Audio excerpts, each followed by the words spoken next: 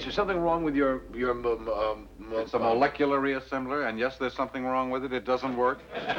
Oh, I'm sorry. I didn't mean to ask an embarrassing question. Oh, well, I'm sorry, too, Tim. I didn't mean to be short with you. It's just that this bleep machine is being obstinate. What was that? What was what? I thought I heard a bleep. Oh, that's a Martian word, meaning if I had to do it over again, I never would have started in the first place. That's a pretty handy word to have in your vocabulary. At moments like these, even bleep is inadequate.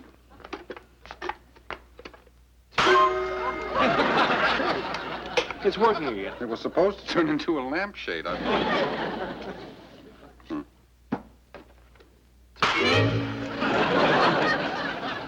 What was that supposed to be? Well, I was trying to restore it to its original form as a glass tumbler. I think you better go back to the aspirin. I have a feeling you're going to have a headache. That's the trouble.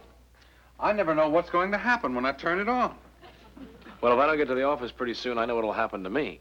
I'll turn into an unemployed reporter. But it's amazing that a simple little gadget like this can make such changes.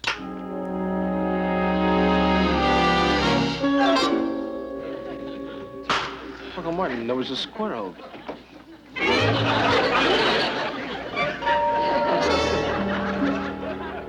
Tim, I wish you wouldn't do that. I dropped my pecan. Bleep?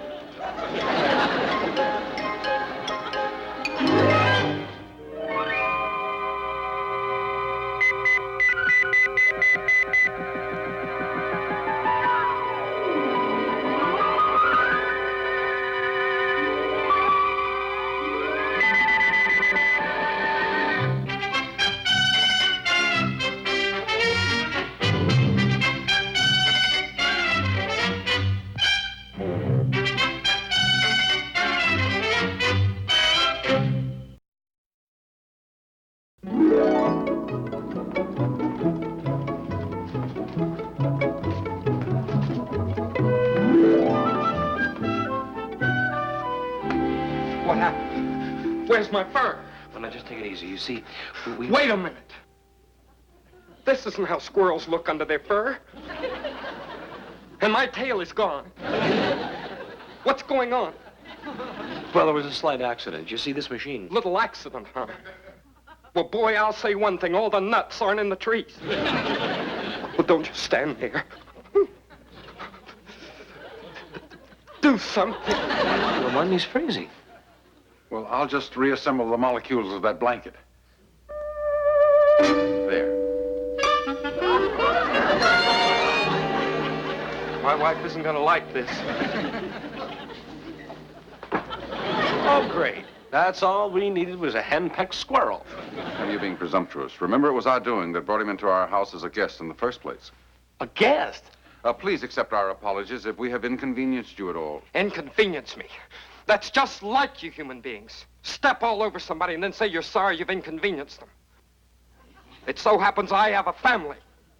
What are they going to say when I show up tonight looking like this? Would you excuse us for a minute? Not unless you change me back, I won't. Just for a minute, please. Uncle Martin, he can't stay here. Well, what do you suggest? That we build him a tree house? I suggest that you fix that Molecular reassembly. Yes, and change him back into a squirrel. An excellent suggestion. Obvious, but excellent. There's only one problem. I haven't found out yet the source of the machine's malfunction. Well, look, can't you do it with your finger? I mean, I've seen you point at things and change them just by, Molecular reconstruction by digital levitation is only temporary. It wouldn't last more than a few hours. Oh, that's great. Well, what if somebody walks in here and sees him the way he looks right now? They'll think he's a fugitive from a blanket factory. But at the moment, I'm less concerned about that than the time factor. What time factor? Well, if I don't have the molecular reassembler repaired in 8 hours, his atomic structure will be permanently set. You mean he'll be like that? Permanently? Yes, that's precisely what I mean. Oh, that's swell. That's just swell. Well, how long do you think that he... Hey.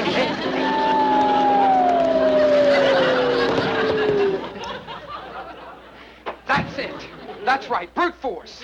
That's the way you human beings get everything, brute force. All the time pushing us little guys around just because you're bigger and stronger. You ought to be ashamed of yourself. That's what you ought to be ashamed. You ought to be ashamed of yourselves, both of you. That's the truth. I'm truly sorry I had to do that, but it was a matter of necessity. Whose necessity? Yours or mine? Admittedly, my own. There, you see, yours. When you changed me into this, I dropped a great, big, beautiful pecan. That pecan was just as important to me as it is to you that people don't find out you're a Martian. You mean you know? Of course I know. I know a few things about you, too, like last Wednesday night when that girl was up here. You told her... Never mind. I know what I told her. Yes, and you ought to be ashamed of yourself. That's what you ought to be. Ashamed. Well, if there's anything I can't stand, it's a blabbermouth squirrel. Unfortunately, Tim, he is in the right and we are wrong. We have disturbed the even tenor of his life. Oh, well, he's thrown a few clinkers into ours. You know that, don't you? Nonetheless, we have no choice but to employ friendly persuasion. We can't force him to cooperate. Honey, I can explain everything. It's my wife. I told you she wasn't going to like this. Honey, don't worry. Good morning, madam. Madam, I assure you there was no thought of deceiving you. This unfortunate situation was entirely unpremeditated, and I have every intention of correcting it as quickly as possible. Yes, your husband's already apprised us of his family responsibilities, and I can only say that I shall see to it personally that none of you suffer during his absence. Well, of course, if you feel that's necessary. Don't worry, dear.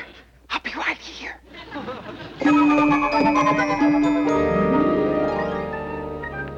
What was all that about?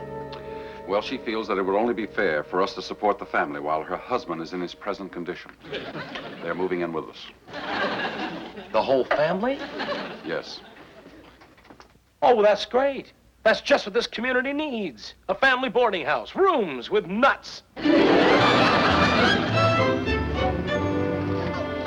Tim! Did you hear the wonderful news? Well, no, Mrs. Brown, I just got home from work. Well, Captain Wharton was suddenly taken very ill. That's wonderful news? Oh, well, not for Captain Wharton, of course, but it's a perfectly marvelous break for Bill Brennan. Well, I've always said that Brennan deserves every break he can get. Is not a happy one. Happy one. Oh, that's beautiful, just beautiful, Bill.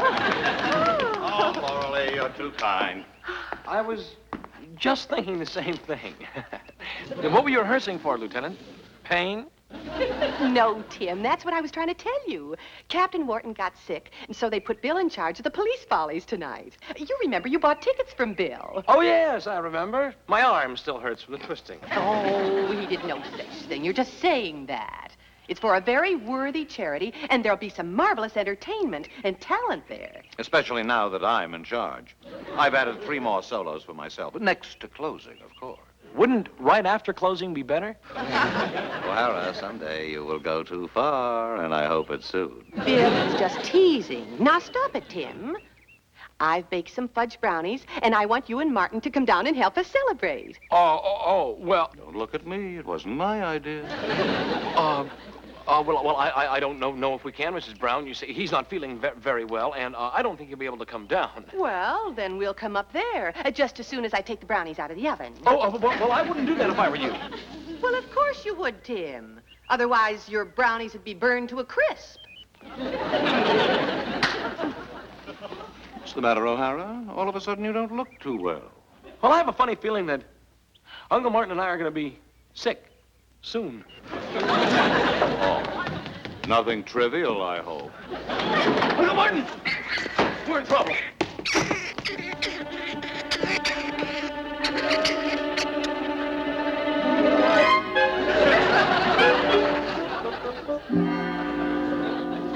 What are you doing up there? The way you charged in here. You frightened me. You frightened everybody. Everybody? What do you mean, everybody? It's all right, folks. He's harmless.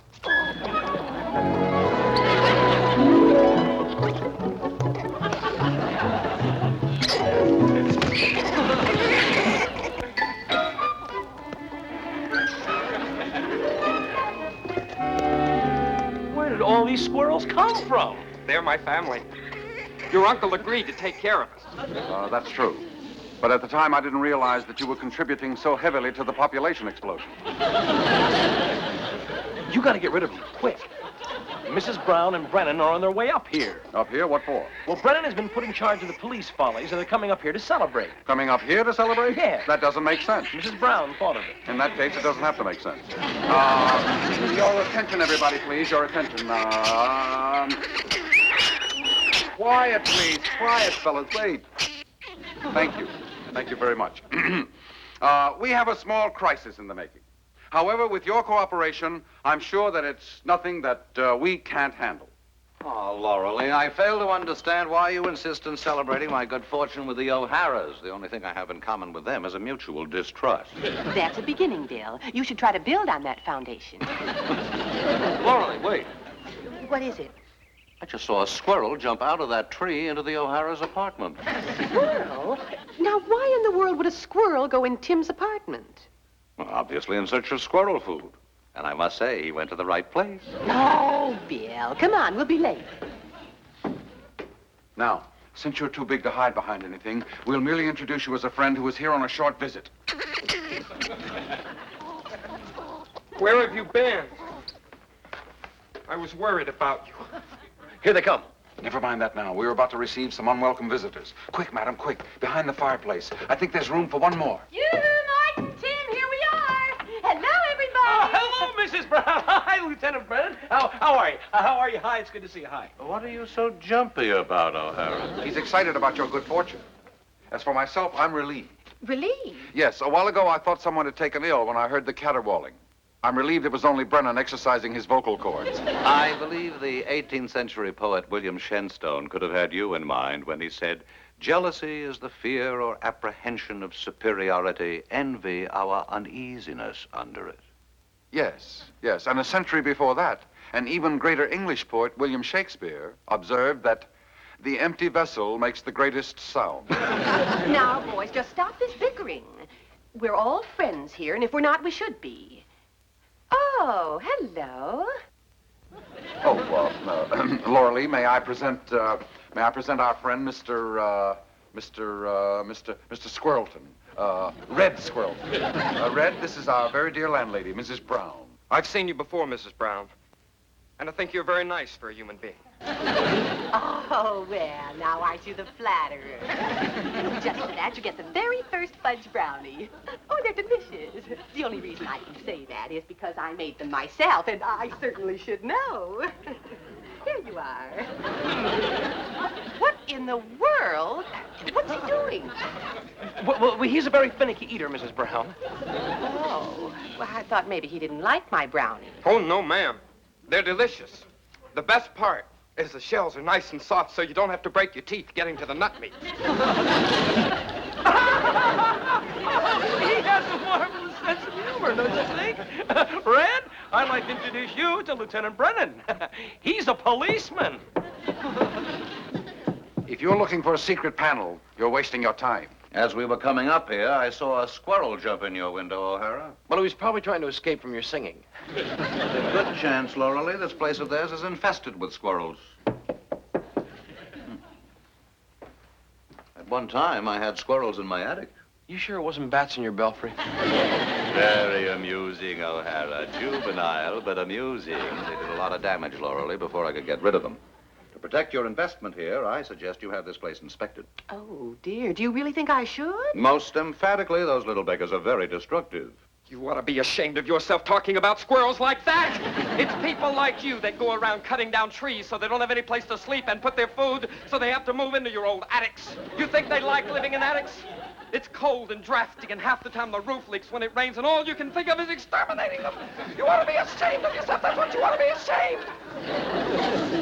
I have a good mind to report you to the SPCA. I think I heard something. Brennan, the only squirrel in this place is you. And if you don't believe me, why don't you search the place? Why don't you start with that closet? Tim, no.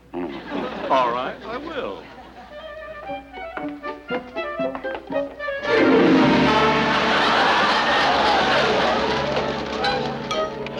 My nut cup runneth over. They've been storing their nuts in there today. I knew there was something funny going on around here the minute I saw that squirrel jump through that window. Lauralee, this is the worst infestation I've ever seen. You get on that telephone and call up the exterminator this very minute. The exterminator?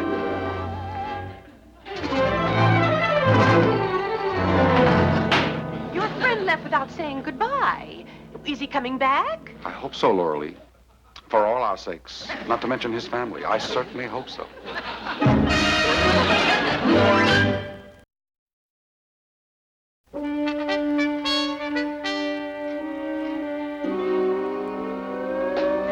Tim, here, put that on that left antenna while I do the right one there. Gone. Gone without a trace. Not just Red, but the entire family. Lock, stock, barrel, and nuts. No, you can hardly blame them, Tim. Once they got the idea that an exterminator was on his way here, Tim, this is serious. Well, yeah, but wait till Red finds out the molecular reassembler is working. The question is, will he find out in time? Hey, there he is. Quick, tell him. We'll frighten him. Red, listen to me. This is Martin O'Hara. We're ready for you now. Oh, no, you don't. You're not going to exterminate me. I got a family to think about. You go find somebody else to experiment on.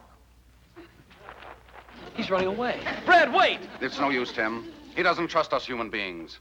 And I don't blame him. You and I are going to have to join forces. I can keep track of him with my built-in TV scope. But you're going to have to catch up with him and talk him into coming back here. And there isn't much time. Well, I've never chased a squirrel up a tree before, but I'm willing to give it a try. Hurry, Tim. Time is running out. I just couldn't keep up with him. I swear I've been up every nut tree in this town. Look, it's bad enough changing a squirrel into a man. Well, pretty soon you're going to have to change a man into a squirrel. I just can't catch him. If you'll pardon the expression, I'm up a tree. Tim, listen. He's a man now, with a man-sized appetite. Huh? If you were a man in his shoes, where would you go to get nuts? To a nut shop. Well? Ye old nut shop. Right. His keen sense of smell has picked up the aroma of roasting nuts from Ye Old Nut Shop. That's right in the neighborhood. He's being drawn irresistibly to it. Now, if you hurry, you can get there before he does. And hurry, Tim. We have only about half an hour left. Gotcha.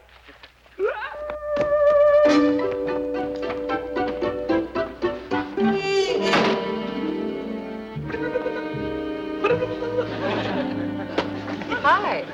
Can I help you? Oh, I do believe that this lady was in front of me. Oh, you were ahead of me. Oh, well, it doesn't matter. I was just looking. Just looking. For a friend. Not fancy. Excuse me. Uncle Martin, do you read me? Loud and clear. Not so loud.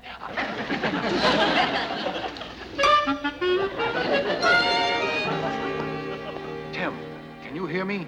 Yes, and shh. He's coming. Don't let him get away. I'll be right there.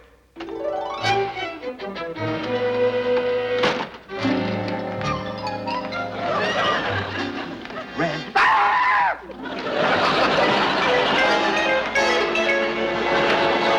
Red, it's me, Tim. What did you do that for?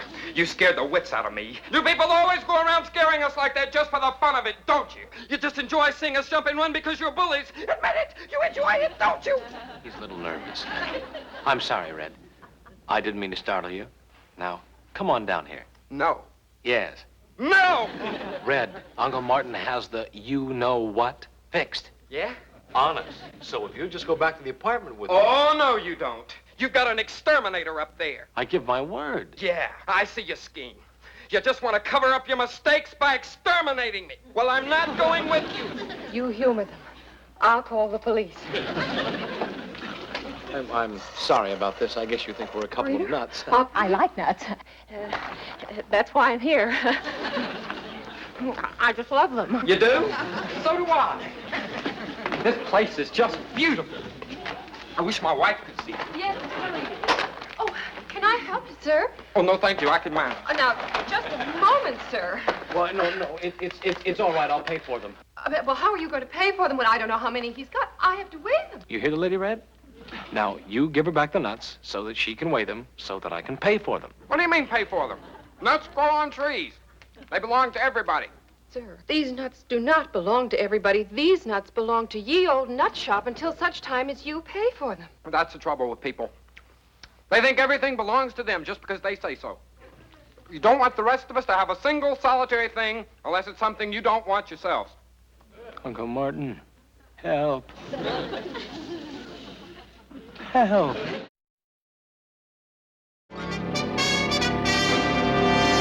Mr. O'Hara, Yes, I'm Martin O'Hara. do you know these two characters? Why, of course. This is my nephew Tim and a friend of his. Well, this one claims he's a squirrel. Well, officer, I tried to explain about that. Mm-hmm.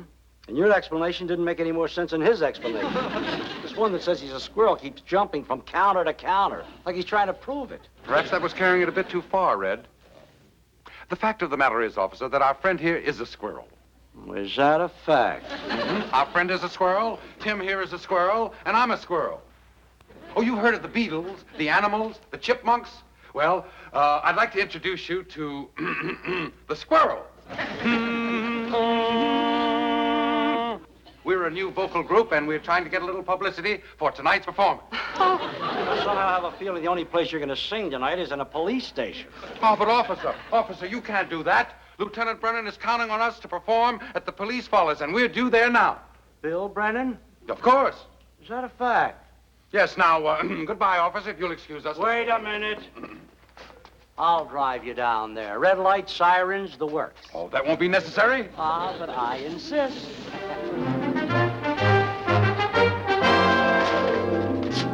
How much time we got? About 5 minutes and 31 seconds. All right, you fellas, hold it right here a minute. Lieutenant Brennan, the squirrels are here. Squirrels? The vocal group, the Squirrels, for the program tonight. I don't have any group called the Squirrel.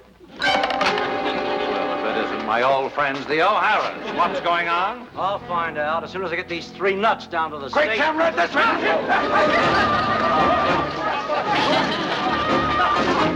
Follow me!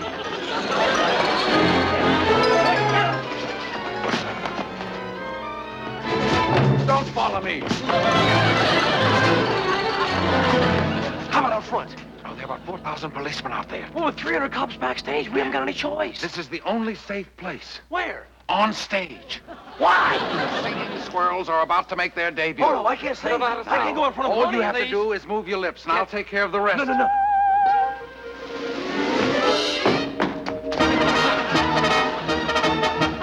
Ladies sing this song, doo-dah, doo-dah. You can't tell race track 5 miles long, oh-da-da-doo-dah day. Want to run all night, want to run all day. I'll bet my money on a bobtail nag. Somebody bet on the bay.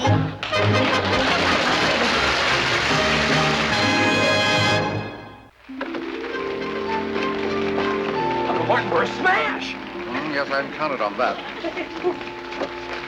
No, will you listen to that applause? We're the biggest thing since long haircuts. You didn't. Of course I did. That was the purpose of the entire operation. Red. Oh, come on, Red. Would you just listen for a second? We're a smash. You could have a fortune. You could have a house in Palm Springs. Really? A whole swimming pool full of nuts. Oh, boy! All right, O'Hara. What were you doing running all over the place? You're under arrest until I find out what you were up to. Why, Bill, how can you say that? Why, they're, how do you say it in show business? A smash! I'll smash them, all right. Brennan, we were just trying to publicize the show for you.